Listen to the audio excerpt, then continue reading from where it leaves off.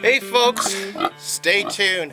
I'm coming up with an innovative way of figuring out this farrowing pen for my hog, because she's farrowing in the winter. Stay tuned and I'll show you what I come up with.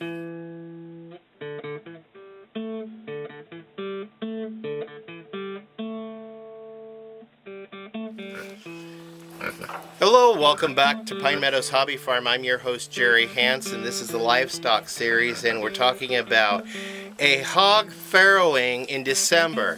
There's not much information that I could glean on the internet about hogs farrowing in the winter, except for one guy introduced that he just laid a pile of straw out in the middle of his pasture, and his sow had the babies, made a nice nest, and had them right there in the middle of the pasture, and they kept nice and warm in the straw. So we got to understand that these are animals. Well, you know, in nature, pigs will do what they do. They'll go out, find a nice quiet place, build a nest, and have their little piglets. I'm being goosed in the butt by a goat. What are you doing? She's begging for attention. You silly girl. Anyway, back to the subject of farrowing pigs in the wintertime. Yeah, I think we as farmers and humans really way overthink things. And especially in colder climates like Minnesota and those northern states, your temperature does get sub-zero.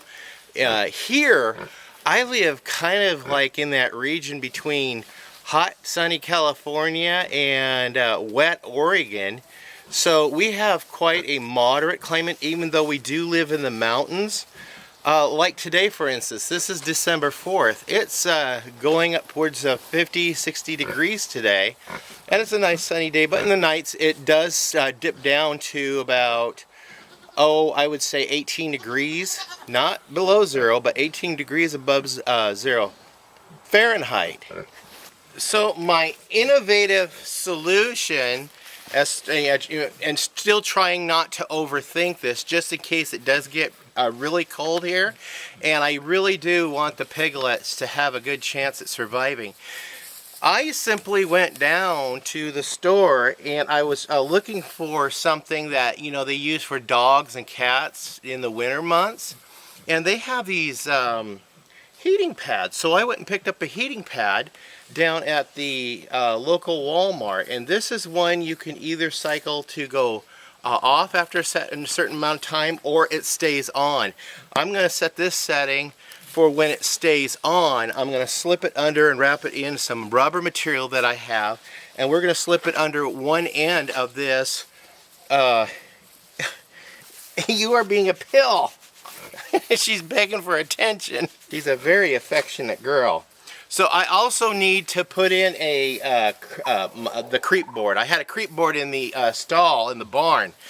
And some of my viewers are suggesting a heat lamp at one end, but definitely the creep board. I do have to put that in so it keeps Mama from lying on them.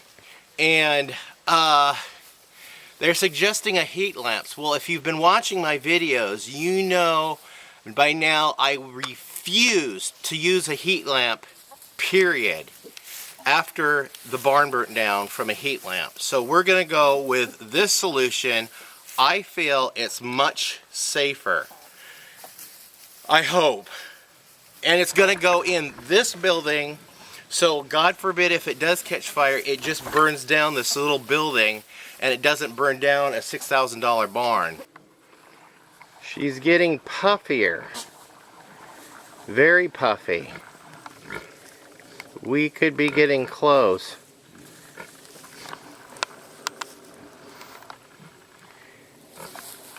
And her tits are just starting to fill in. Yep, we are definitely going to be having babies.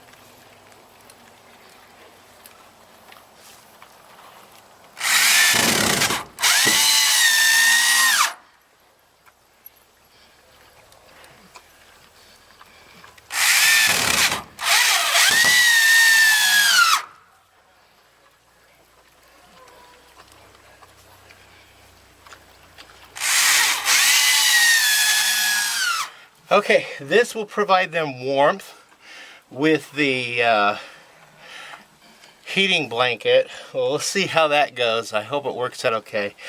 At least it'll provide them some kind of protection. And also this extra panel that I salvaged from the barn scrap resource pile, I was able to protect that, give the piglets a more protected space even in when it starts getting colder in the winter.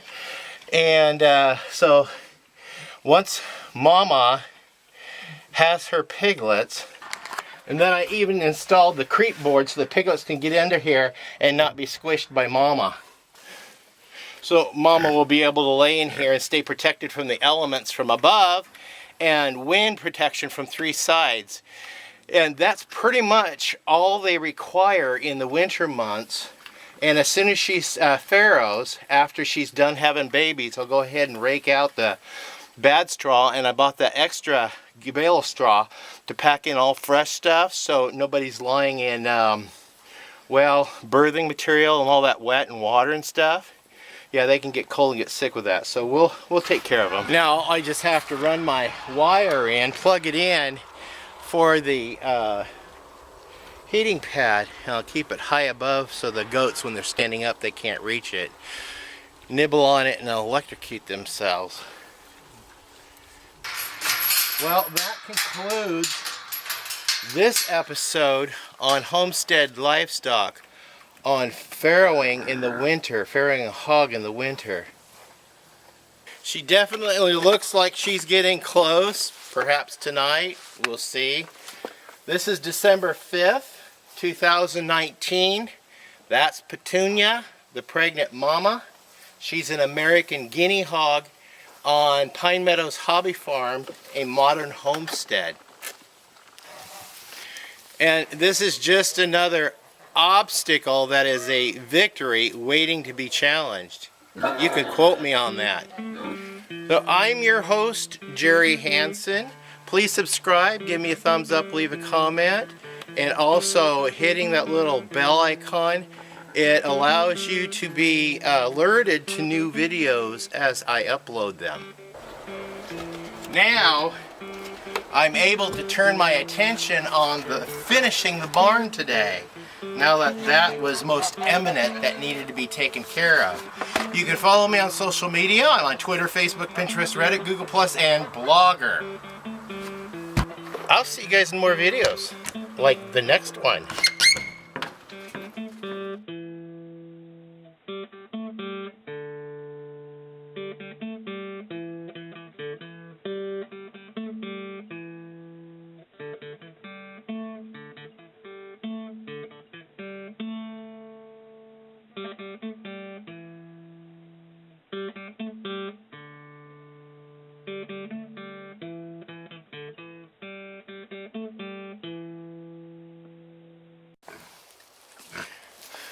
Hello, welcome back to Pine Meadows Hobby Farm. I'm your host, Jerry Hansen.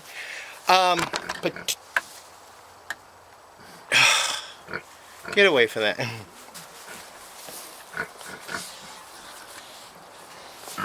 We got to understand that these are animals, and in nature, they're going to do what they're going to do without needing...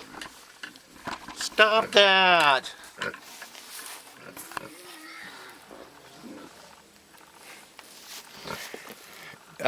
Doing what they need to do. Well, you know, in nature, pigs will do what they do. They'll go out, find a nice quiet place, build a nest, and have their little piglets. I'm being goosed in the butt by a goat.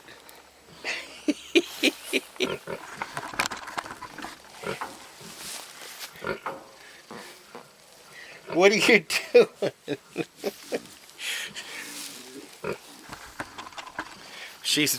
She's begging for attention.